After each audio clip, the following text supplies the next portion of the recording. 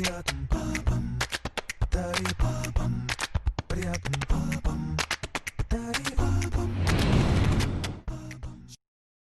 all see people who are on the street, don't have anywhere to live. But what about those that are working and they still can't afford to eat?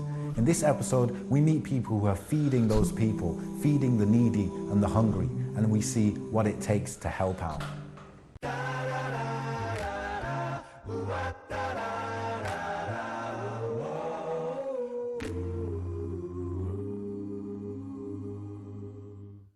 Hi, we're foodparcels.org. We're a small community project based here in Reading.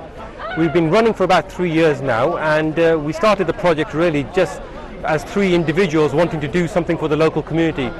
But we're trying to do more, and we feel we need to do more in the local community. So we try and give out food every Friday, and we have been for the last 3 years to the homeless people. And during Ramadan, we give it out for every single day of the month. On this occasion, our 3rd year, we decided actually we want to do something a bit more. We'll share it with the whole of the community. So today, for the first time, we're actually celebrating Eid with our local community, not necessarily the homeless, but everybody. And we're giving out food here today. And we've had a brilliant response, a really, really good response. We found people really being appreciative, really appreciating the fact that this work is going on and people are taking time out. We've had a number of people saying, thank you very, very much. We won't take the food, but please, can we help you? And we're saying, absolutely, every individual can go out there and do something for the community. And if that sets an example, what we're doing sets an example for everybody, then that's absolutely brilliant. So I'm here in Reading with the Food Parcels guys. They've just given me a brilliant meal that's been really nice. They've been giving out stuff free to poor people, 10,000 meals over the last 3 years. I didn't know they did it. It's brilliant. I wish more people did great stuff like this. You know, the more people that are nice in the world and do good things, the better the world will be. And it's great to see like a group of people like this come together and help out with giving something back to the community and giving something to people that need a little bit more and maybe can't do it themselves. You know, some people would say the government should do it, some people would say we should do it individually. I say as long as somebody's doing it and these guys are here and they're doing it, and that's a great thing. Giving out food is the least that people can do. It's a great thing. They don't ask for any credit doing it. They're really humble about it, and I've been really impressed with what I've seen today. They're a bunch of lovely people. So, you know, I hope they carry on. I wish them all the best, and I'll be back next year to see them again. MashaAllah, we had a good feedback of this event today. We had an encouragement from a lot of the agencies and from the local people that it is a sign of a good gestures towards the community cohesion, and it will help to improve the relationship between the faiths and the different parts of the community in Reading. Because often you need, the basic thing is you need an address. Yeah. So homeless people, because they don't have an address, they are unable to then take advantage of many benefits that are available to people. This place is a place for homeless people who don't have any accommodation, so they come and stay. They don't have any cooking facilities. So what we do, we leave the food parcels here, which is a hot meal with bananas and bottled water. So they should have some nutritious to eat at least once a week from our communities, which is we're sharing our food with them.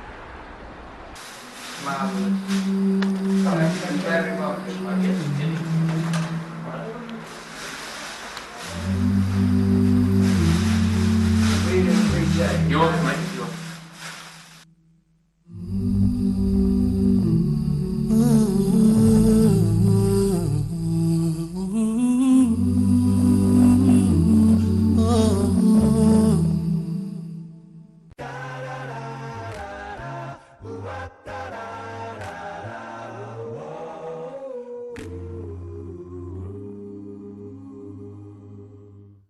So there you have it. That was a documentary that we filmed with Reading Food Parcels. It was a really moving and touching experience for me personally, having been there, just to see them distribute food amongst those who are less fortunate in the society, but also the objective they had as a group within the society to actually benefit others. It's something that I really took a lot of inspiration from, and I still benefit a lot just watching it over and over again. Probably what we do is, like, when we think of feeding people, you think, okay, people are hungry, like someone's going to feed them, yeah. But in the end, there are real people there who are part of the effort to go out there and actually do it rather than think, oh, someone else will do it. But also, I think one of the main key drivers for why they're doing what they're doing is that this is their society, their community. They're a part of that community, and as one of the members said, that this is our community, and whatever we do, we want to do it to benefit people who live in our community. So it's almost like serving others to serve yourself, ultimately speaking. And what better way than to feed those who have nothing to feed themselves with? Again, when I was on set, I found that not only were they distributing food at the town centre, but they actually went to the hostels and also gave food there as well. Because we may not know this, but those who have accommodation in hostels don't always have cooking facilities. Yeah. So you have somewhere to sleep but nothing to eat. Yeah. And so they went into those hostels. And what really moved me was that when they entered the hostel, the guys actually were waiting for them to arrive. They were So waiting really for them to come. value it and they really need that. And they recognize them immediately. So again, these are really things that are attainable. We can all do something to help people in our community, but also things that really make a difference. I mean immediate difference. Yeah, yeah. What I found was Oxfam, the charity, they claim that 500,000 people in the UK, they're reliant on food parcels. So it's a huge amount. It's like, it's more than we might think or just see in the streets. You know, these 500,000 people. And I'll tell you what's more interesting. A large portion of that 500,000 are working people. Yeah, yeah. Yeah, because again, when the team was out there distributing food, I could see maybe 8 out of 10, they came from work. Oh. They had like big issue uniforms, or they had a bag. Okay. They came from work. Yeah, yeah. So they're not just lazy people or unemployed or whatever. It's people, they're working, they're getting money, but it's not enough. That's what they call the working poor, the invisible portion of society, who are working but they're not earning enough to sustain a living. So they're in between the two. And these are the most forgotten ones. Yeah, it's true. So I really, and I can't emphasize enough, I really appreciate, I really admire how people can just, of their own free will, get up, mobilize, and initiate this. It's a team of about 30 people, and they alternate every week. Gather food, collect it, distribute it. So they all do a different role. Exactly, yeah. And it's something that they're not really obliged to do, really. Of course, yeah. If you look after your own family, and your neighbor immediately next to you is not hungry, you have no incentive to go beyond that circle.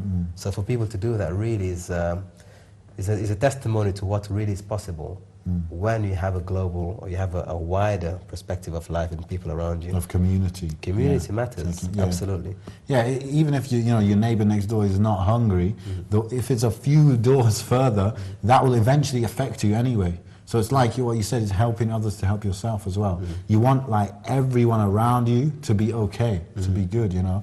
And there is the point of the government, should they be doing more, should they be doing less? But then again, it's like you do what you know is good already. According to a global survey conducted by the United Nations in 2005, results were reported that up to 100 million people were homeless worldwide. While in 2015, Habitat conducted their own research and discovered that up to 1.6 billion people on Earth today lack adequate housing. And again, as a community, it's important to know, or to have at the back of your mind, the acknowledgement that there are people in the community who are doing this. You may not be in need right now, but it's nice to know that you live in a neighborhood where if you were to fall in that bracket, there are people already who are engaged in that activity. Right? So it kind of gives you a bit of reassurance that if something was to happen, my neighbors are people who are willing to actually go out of their way to share with me or to help me out. And I really, really, again, take so much inspiration from this, because these are people who are well off, okay, middle class, upper class. They don't have to take an hour or 2 hours every Friday to do this. It's not paid work. In fact, they're paying to make it happen. So the selflessness, for me, really something that we should put on the card for others to copy as well. And what do you think they got out of it, or what they discovered from doing it? They discovered a lot. I mean, the discussion off screen was really enlightening for me, because they mentioned, for example, the issue that some people want to work but they have no permanent address. So for that reason, not only can they not find work, they can't actually get benefits from the government. They have no address. So they're stuck, they're trapped. And for them to make ends meet, sometimes going to such places such as For example, soup kitchens. That's the only alternative they have. That's a lifeline they have. So for these organizations to go out and find them first, because it's not very easy to find people who are just on the poverty borderline. They're not easily found. So to find them in the same neighborhood, in the same society we live in, first and foremost is an opening. Many of us will not realize who the impoverished people are by seeing them. We oftentimes think, well, they're well off because they're eating, or they look like they're healthy, but many people are suffering silently. Yeah. And so for them to go out and find those people is an opening. But at the same time, I think the more positivity you put out there, the more you receive. Yeah, yeah. So long as there's a people, there's an ummah who is enjoining right and forbidding wrong. Doing this, then the whole society benefits overall. Yeah, that will keep the stability of the community in the end.